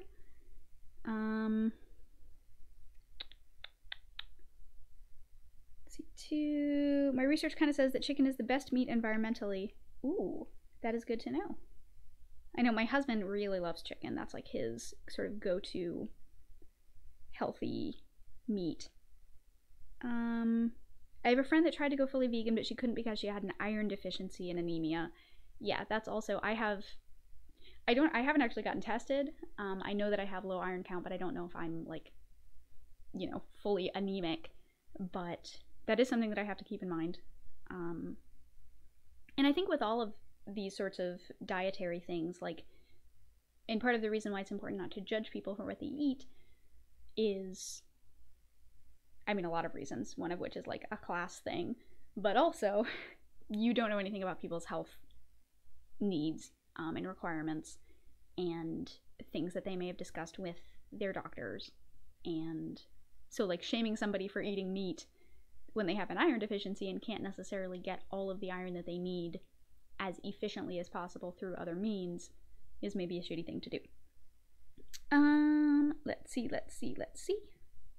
Sorry, every time something is added, the chat flicks down.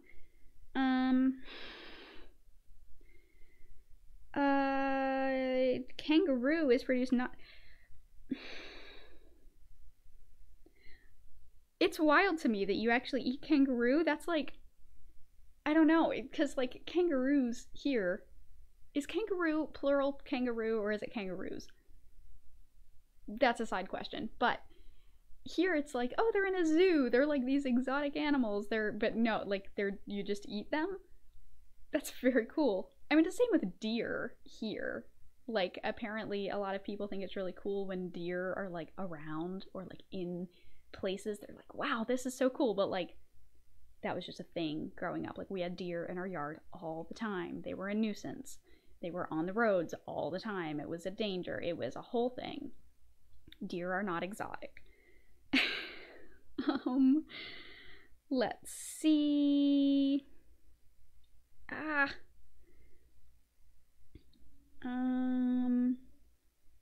Yeah, religious thing too for fish. That is true. With Catholicism and Judaism, etc. No ethical consumption under capitalism. Good things you keep in mind all of the time. Domestic apiary is a remarkably good practice environmentally and doesn't harm the bees. That is also good to know. McDonald's in Maine serves lobster roll. Is Maine even a real state? That doesn't sound real. Plural is kangaroos. Okay. Deer are basically pests here. Yeah.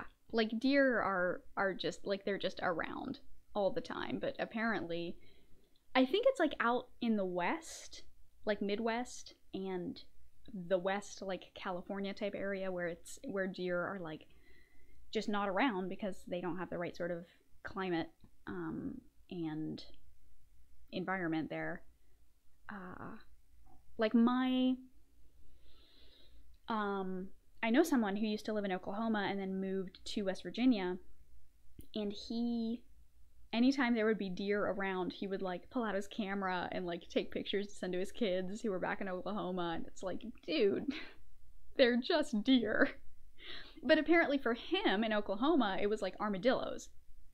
Like, armadillos were just around all the time and just there. Whereas for me, if I saw an armadillo, it'd be like, whoa, that's so cool. Gotta take out a picture and send it to my friends. Kangaroos are terrifying. We have deer at the beach near my house that have learned to eat from people's hands. Not entirely a good thing. Yeah.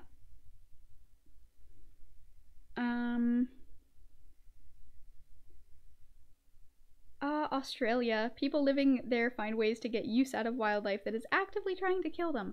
I mean, I feel like you have to. Like, Australia is at least according to the memes, it's a very dangerous place. General question, what are people's opinions on lab-grown meat? I think it's great.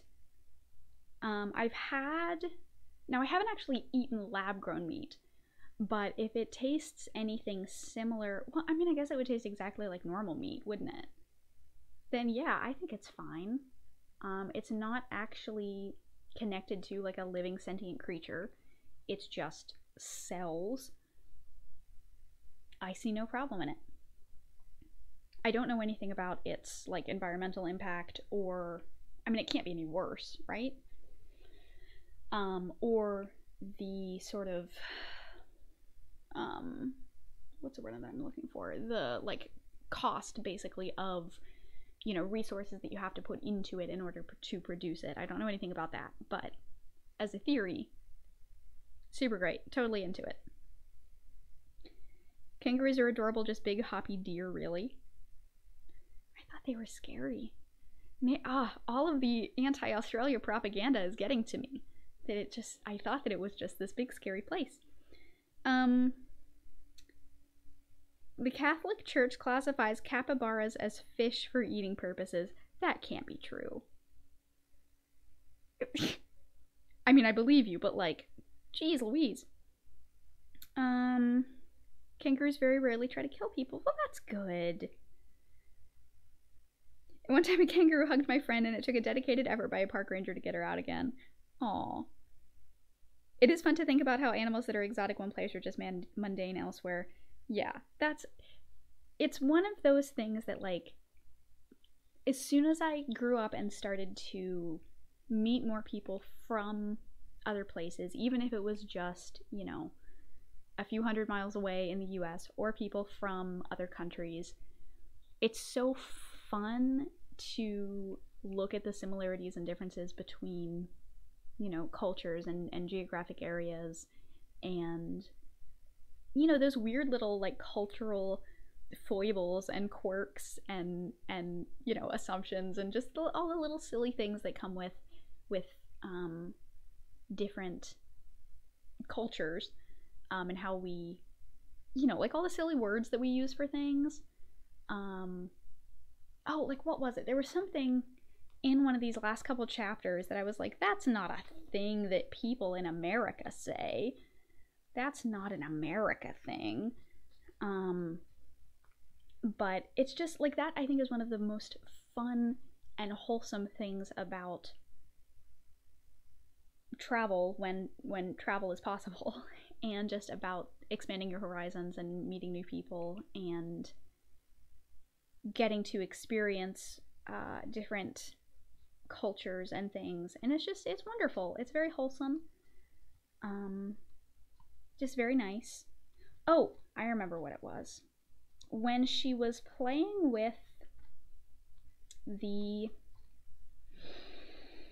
kids in the dream, and she said that they were playing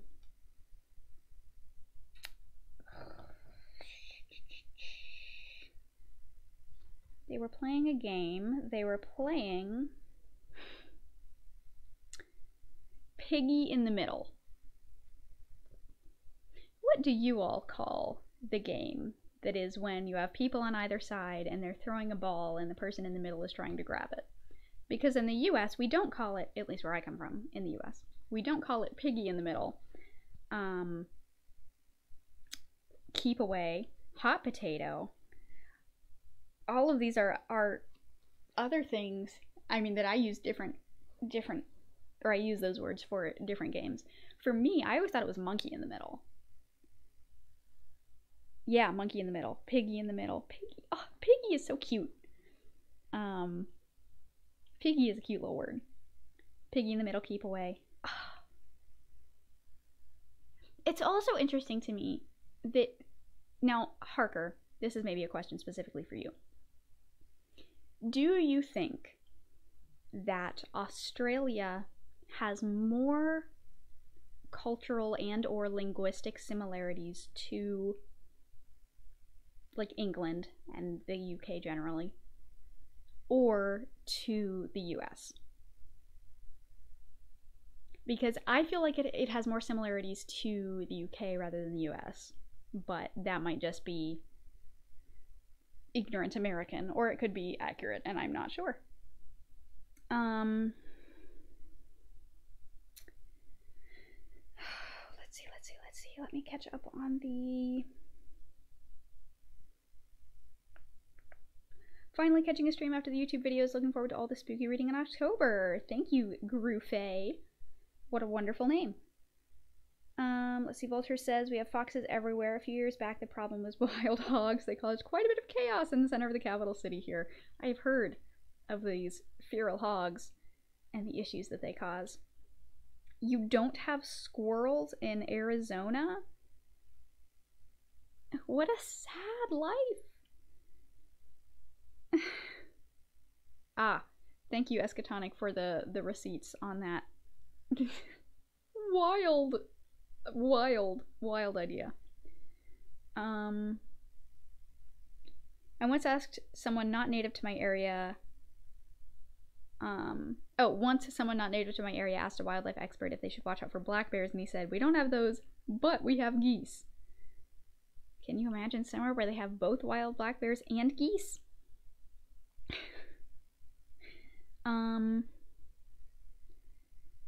Let's see. Or to Canada. Oh yeah, I sometimes forget about Canada. Tic-tac-toe or noughts and crosses. Yeah, tic-tac-toe for us. Oh, tic-tac-toe in Germany. That's interesting. The feral hog thing, a Twitter reference. For me, I mean, maybe it is a Twitter thing, but I haven't been on Twitter that long. I've really only been on Twitter like a year-ish, year plus. For me, it's the channel Some More News and his obsession with and fear of the feral hogs taking over. No squirrel sounds awesome to me. I feed the birds in my yard and I bathed the squirrels for months. Oh, battled. I don't know why I thought you said you bathed the squirrels. I would have been here for that. Australian language is Queen's English and derivatives sourced from lower class English cultures alongside a whole bunch of Irish and Scottish culture. Our white society was built from convicts. Yes. Australia is such an interesting place. As someone from not Australia. I don't know what the deal is with geese. The ones here are completely chill. Geese are fine. They're just messy. Culturally, it's relatively distinct from either. Kiwis are our closest cultural neighbors. And Kiwis are New Zealanders, is that correct? I think it is. I wish, I don't know. I mean, I feel like this is sort of the COVID refrain that many people have, but like, especially now, you know, that my husband and I are out of school and, you know, have lives, but, you know, don't have children or anything. Well, we do have a dog that sort of ties us down, but like this age, I feel like is sort of the prime age for traveling when it's possible. But alas, the world is shut down for good reason. You know, that is not to say that, you know, I wish that we could, you know, break COVID restriction and go traveling. That is not what I mean there. But it is sad because there's a lot of places that I would love to travel and visit. But, you know, but that is one of the nice things about now having this internet platform and being able to, you know, have all of these wonderful friends like Mandy and Harker and Neil and, you know, a lot of my friends from the UK, that like I can experience a lot of these cultures through the people that I talk to and the friends that I have, and that's the next best thing, I think. So, moral of the stream, I guess, is like go make friends from cultures that are not like your own. Go talk to people from places that you've never been. Do so with an open mind and, you know, an open heart, and with kindness and patience and understanding, and what's the word that I'm looking for? Humility, maybe? A lack of arrogance, especially for us Americans, that, you know, I don't know. This is something that I've talked to with a few of my friends from other countries, that because the US and our media kind of seeps everywhere, a lot of places know things about us, but we don't necessarily know anything about other places. And so, you know, there are a lot of, there's this idea, I think, for a lot of Americans that the US is kind of the default, and anything that is different is exotic and weird. And I think that that's kind of how we're raised, because so much of media is US centric, and so we don't see a lot of other things. At least not like when I was growing up. Like, I think a lot of TV shows now and movies and things now are being made that are a lot more culturally, what's the word that I'm looking for?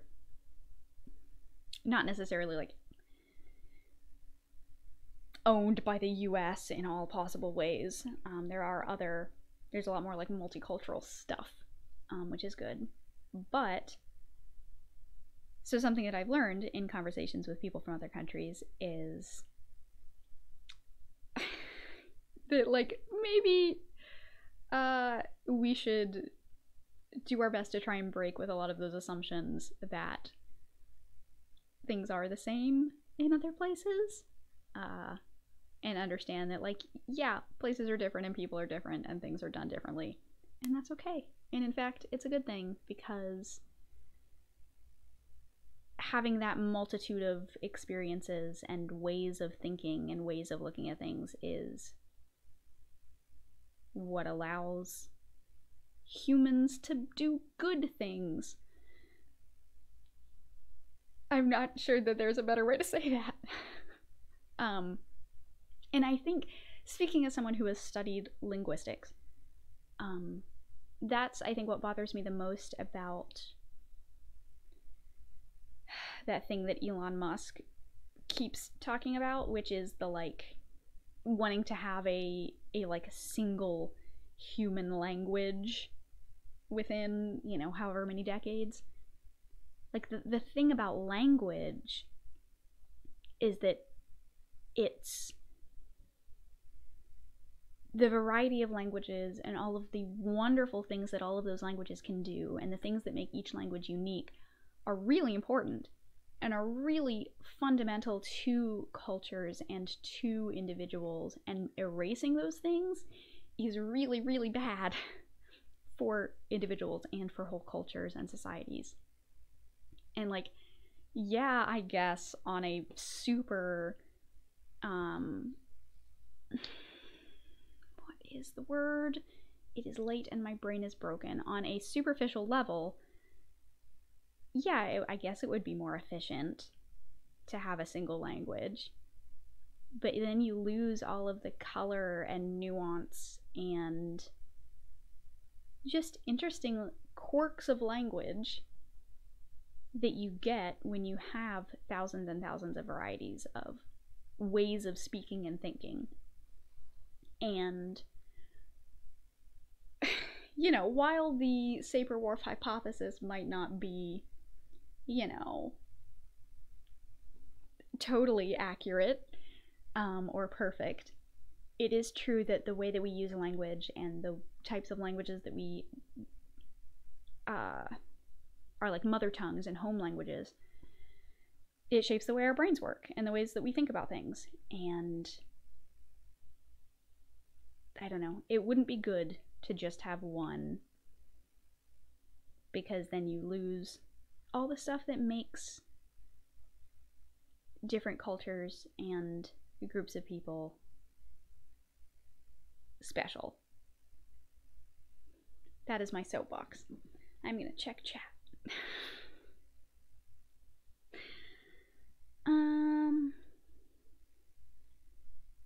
American squirrels look weird to me. Are their tails different?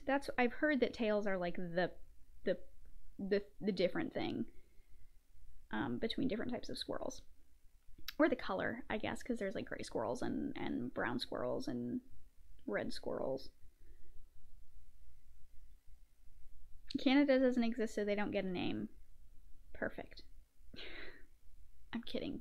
For legal reasons, that is a joke.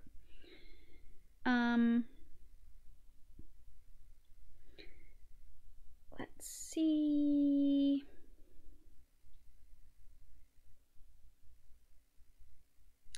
Yes, suppose is the septic tank thing, which is totally accurate, right?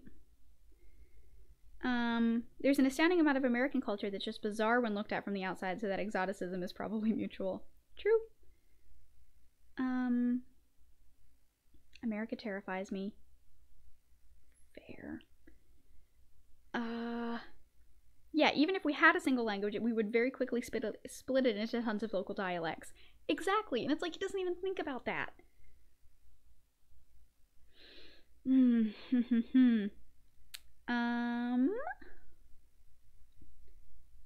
Let's see. Moral of the stream, make friends. Yes.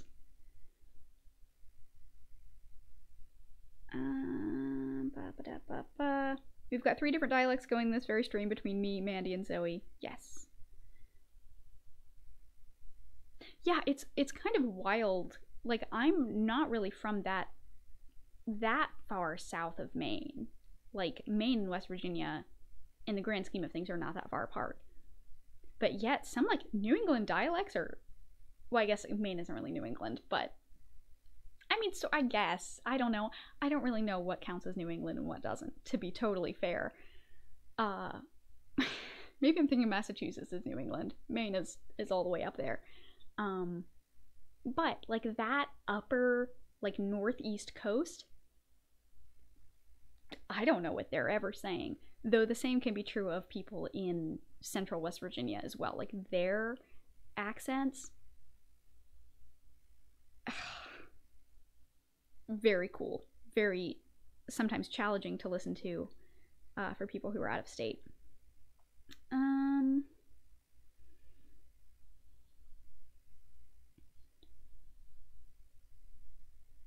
Yeah, unified language is terrifying for colonized people. Correct, because that it's the most efficient way to wipe out a culture is to wipe out the language. Like, that's the best first step. And so if somebody says, I want to take this step, but with every language, it's like, holy shit, they're trying to erase cultures. Let's see. Irish English is noticeably different from British English, just like the dialect of the Midwest is different from the southern states. That's true. Irish English is different in that we speak it better. Wonderful. Love it. We should all keep our cultures but speak in binaries. Beep boop. That was dumb. I'm sorry. It's almost my bedtime. Now I have become robot Zoe.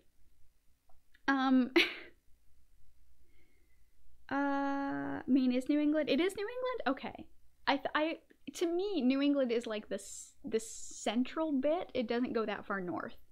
Maine or New England is like Boston and Philadelphia and I don't know, New York.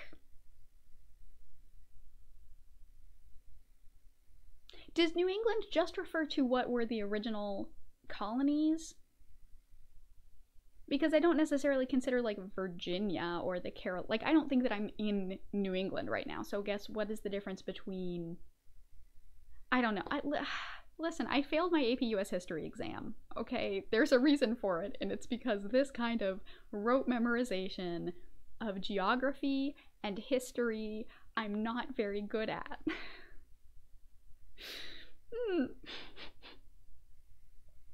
If they're in the Big E, what is that? Oh. Philly and New York are not New England? What?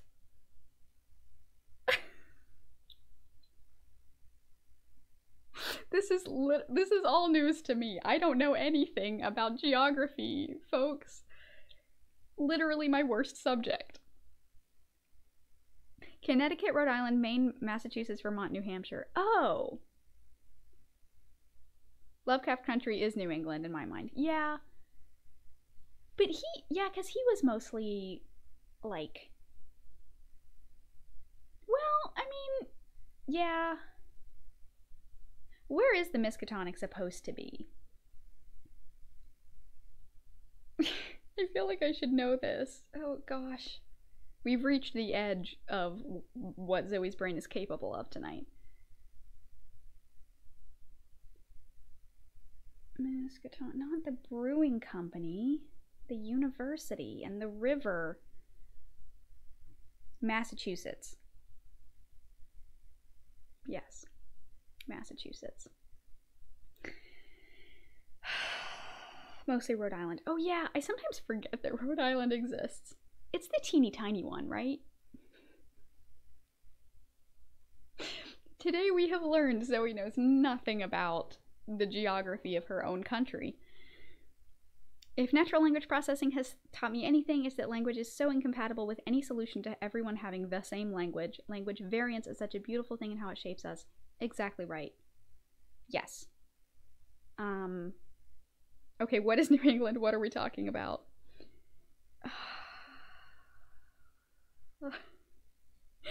We always ask, what is New England? But never, how is New England? New England is probably doing okay. You know, they seem to be happy up there. It's like all mountains and woods and lakes.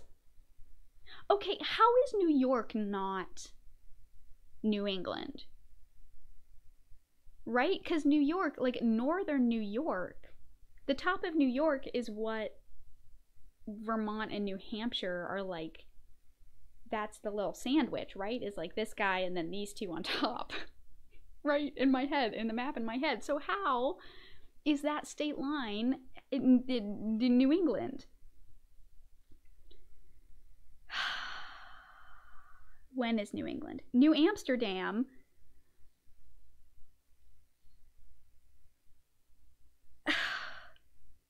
I've gathered we're not talking about a city or a state, but other than that, I'm completely lost. It's a geographic area, or like a name of a collection of states. Like the Midwest is like Ohio and Illinois and Oklahoma and Kansas and all those states that sort of run together. I'm allowed to say that. I lived in Ohio and have, you know lots of people from the Midwest. No, they're wonderful states. It is actually really beautiful out there. I joke. But, and like, the West Coast is, California and Oregon, etc. And the South, or the Deep South, is like Georgia, Alabama, sometimes Texas, depending on who you're talking to. But New England, I guess, is a whole thing. There's a Shrek novel that... What? Oh. Everyone is breaking my brain with every single thing in chat. Okay, so is it actually the states that cannot have their own state fair? Or is that just a thing that, like, you've applied on top of a boundary that already existed?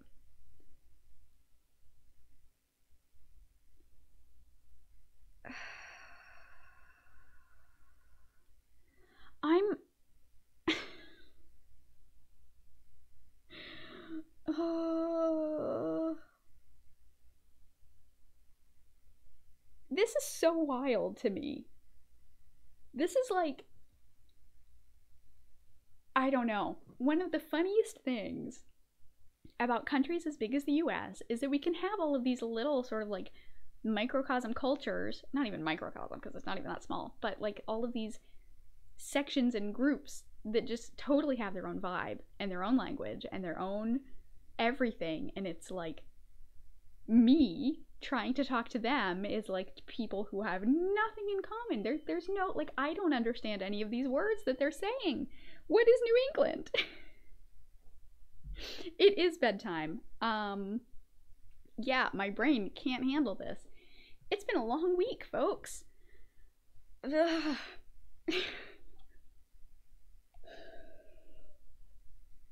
But before it is actual bedtime,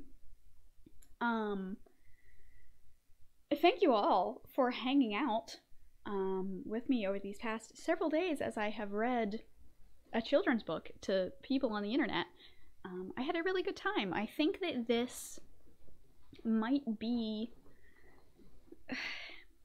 I don't know, like I like the chatting and I like hanging out and talking about stuff. But I think that the reading might be the thing that I do on stream. I don't know, because I don't like, you know, the debates and stuff, and I don't know what other sort of Twitch style, like what other things people might be looking for me to do on Twitch. But I like the reading and I like the chatting. So I think that that is something that I might continue. And now, I'm not sure if you saw, but I made affiliate, which is like scary. Like, I don't know how any of this works. I added some emotes for subscribing and stuff. They are made by a wonderful, wonderful friend of mine who doesn't want me to say their name, but they are wonderful and an incredible artist. But they used a picture of Desmond and like cut off half of his face and then like mirrored it.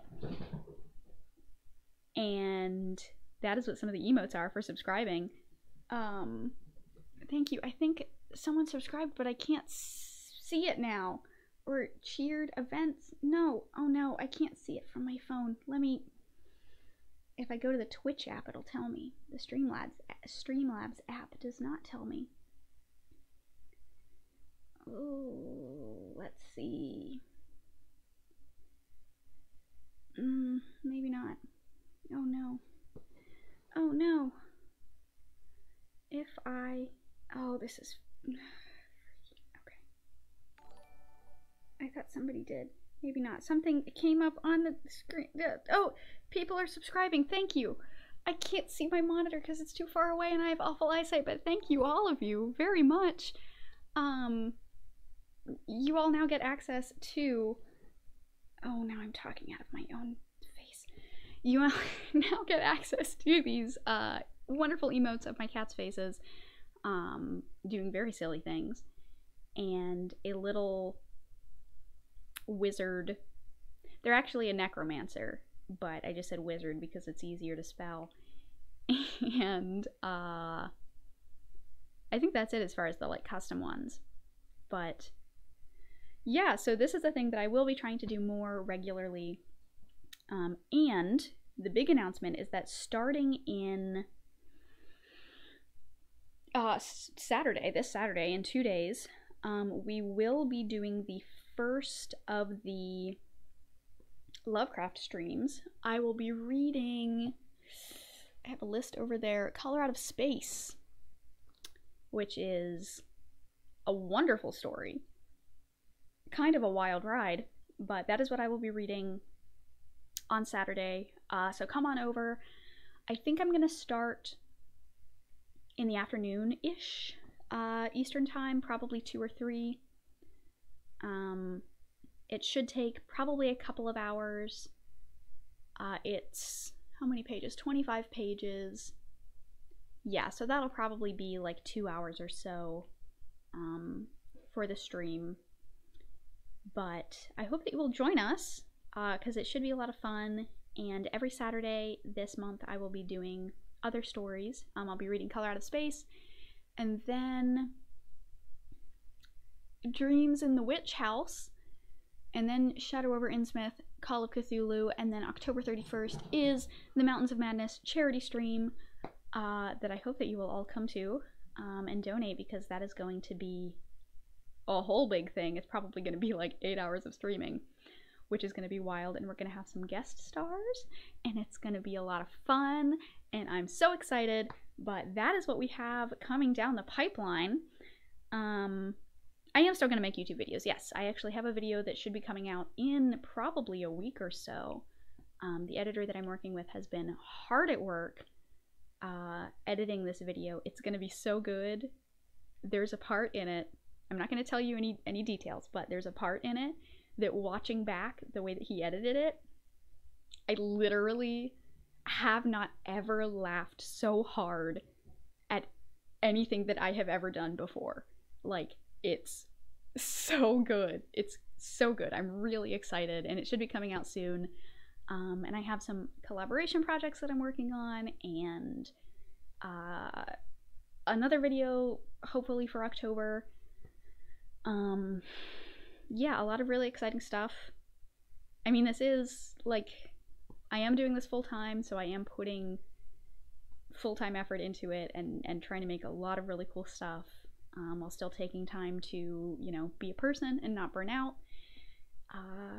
But it's fun, it's exciting, and I'm excited, and it's just so cool to be able to, I don't know, do all this stuff for you guys and with you guys, and thank you all for being here and sticking with me through all of it.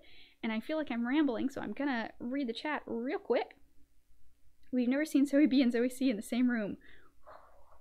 Yes, this is the Zoe C coming out. My Saturday is so full. That's okay. They will be uploaded to the Zoe C channel 24 hours after they are live on Twitch. So don't worry about that. And the charity stream is on a Sunday, so talking out of your own face, yes. That, listen, I'm words are hard right now. Thank you all for being so wonderful and dealing with all of the silliness that is the actual brain. See, this is why I script things when I'm making videos, because this is how my brain actually works, and the words don't happen. And it's the mouth is the bad and doesn't work. So with that, thank you all for being here. This was a lot of fun, and be sure, if you have the time and would like to stop on by on Saturday afternoon, I will put out a tweet and probably a community post on YouTube, if I remember, for reading Color Out of Space. But until then, stay safe and stay warm, and I will see y'all again soon, I hope. If I can get to there we go. All right. Bye, folks. Have a wonderful evening. Thank you for being here.